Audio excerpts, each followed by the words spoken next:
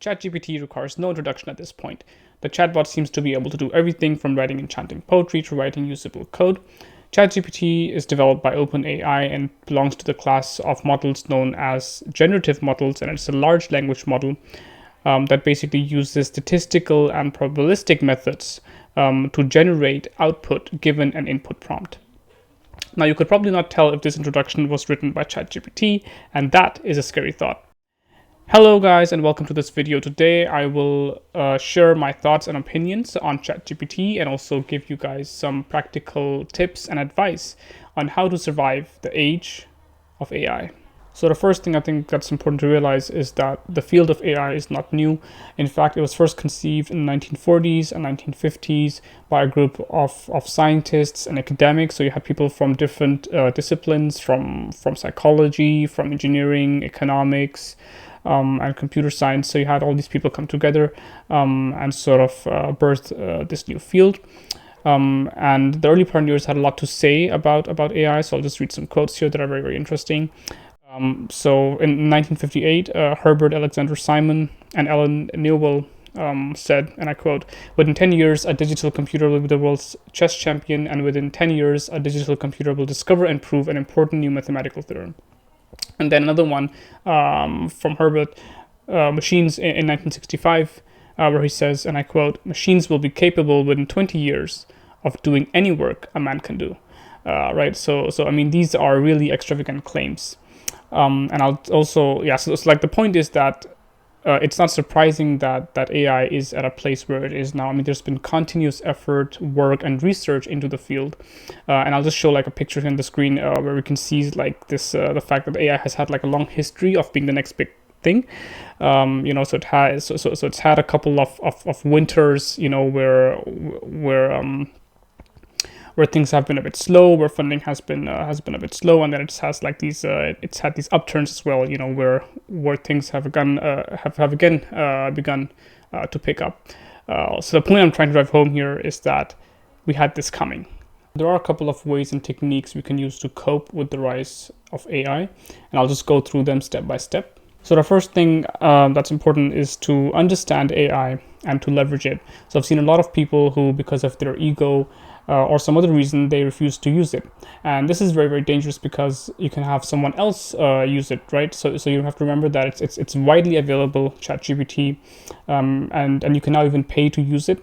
So if someone else uses it and you don't use it, then the other person's productivity suddenly increases while you're still, at a relatively lower level of productivity. And in this case, there's actually a higher chance of the other person replacing you instead of AI replacing you. Right? So that's the important point. The second point is to understand AI. So I think, given the importance of AI and sort of the direction we're headed, it's very important that you understand it, like have a very rudimentary understanding of AI, regardless of your educational background. Doing this will allow you to like understand the risks associated with it, will allow you to predict future development, and it'll also and you won't be caught off guard when the next big thing drops. So the next point is to build mental resilience by adopting a growth mindset. So if you're the type of person who believes that they're born with these innate skills that are fixed, and that you can't actually surpass a certain level of ability or skill, that's an indication of having a fixed mindset, and that's something you want to avoid. Instead, you want to have something called a growth mindset, and this is the idea that you can grow your skill set, that you take challenges and failures as learning opportunities, and that you don't let them define you. So what this helps you achieve is that it helps you build. So by adopting a growth mindset, it helps you build mental resilience to accept mind-bending technologies like ChatGPT, and it ensures that you are at the curve, if not ahead of the curve. And that's why I think it's important to basically have this shift in mindset if you don't already have it.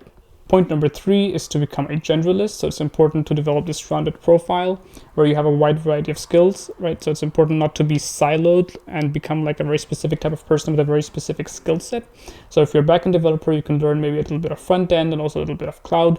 It can also be something non-technical. So you can also learn some project management skills or be better at making presentations or presenting technical solutions to like non-technical stakeholders.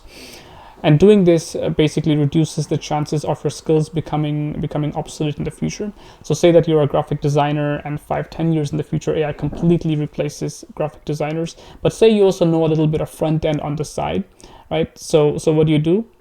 Simply switch to becoming a front end developer. I know it's easier said than done, but that's the idea. Now, you might be thinking that to become a generalist, you need to learn all sorts of skills, right? And you might also be thinking, oh, well, how do I learn all of those skills? And the answer to that is to learn how to learn. So you need to make learning fun and figure out what works for you. You need to shorten like the time it takes for you to learn new skills, to adopt new ideas, and all those things. So this varies from person to person. It could be, for you, it could be reading books. It could be reading and following online written tutorials. It could also be watching YouTube videos and YouTube tutorials. Wink, wink. It could be watching a certain person's YouTube channel and liking and subscribing to those videos. The point is that if you learn how to learn, and if you can shorten the time span it takes for you to learn new things, it ensures that you're always, where you want to be. So it ensures that you don't get left behind, right? So think AI. Think, if you're able to within a few weeks or within a few months, if you're able to teach yourself how to develop chatbots and actually use them, right? I mean, wouldn't that be? I mean, wouldn't you be invincible if you could do that? The next point is targeted towards computer programmers. So I think this is something that programmers, or at least early in their careers, or just students, CS or programming students, what they get wrong is that they don't realize that their job is not to write code. It's actually to solve problems, right? So ChatGPT can write code, right? But what it can do is hold meetings with stakeholders. What it can do is understand business context and understand the needs of the customer, right? And what it can do is understand the complexities of constantly changing technological landscapes in large corporations. And that's where you come in. This leads us to the next point, and it's actually one of the most important points. I think I should have put this in the start of the video instead of mentioning it so late. But so the idea is that ChatGPT can learn hard skills, so things like logic and programming. What it can't learn is soft skills, so showing empathy towards others, communication, the way you communicate and articulate yourself, and also body language, right? So I think as computer programmers, it's very important that we develop like that side of our personalities and develop those abilities and skill sets. And I think that's also one of the things that that companies are going to prioritize in the future, like in hiring processes, because this is essentially, what makes us unique. What makes one individual unique from another individual, apart from the hard skills, is their soft skills. So that's what gives you an edge.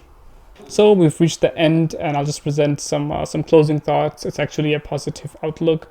So there's no doubt that there's been a massive push towards automation, not only in the field of AI, but also in engineering in general, right? I mean, you had automobiles, the Industrial Revolution, etc., etc.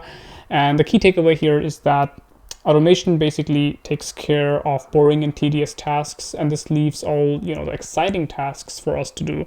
So if you think about it, is it really that bad to allow ChatGPT to write, that nested for loop, or to allow ChatGPT to write boilerplate code for that new front-end app? So it's not all bad, right? So just, smile, stretch your legs, and remember it was us, it was humans that created AI and not the other way around. Thank you so much for watching. I hope you like this video. I had a lot of fun making it because it's a new type of video, a new format. But make sure you like it if you liked it, and make sure you subscribe if you feel like subscribing. And I'll see you in the next one.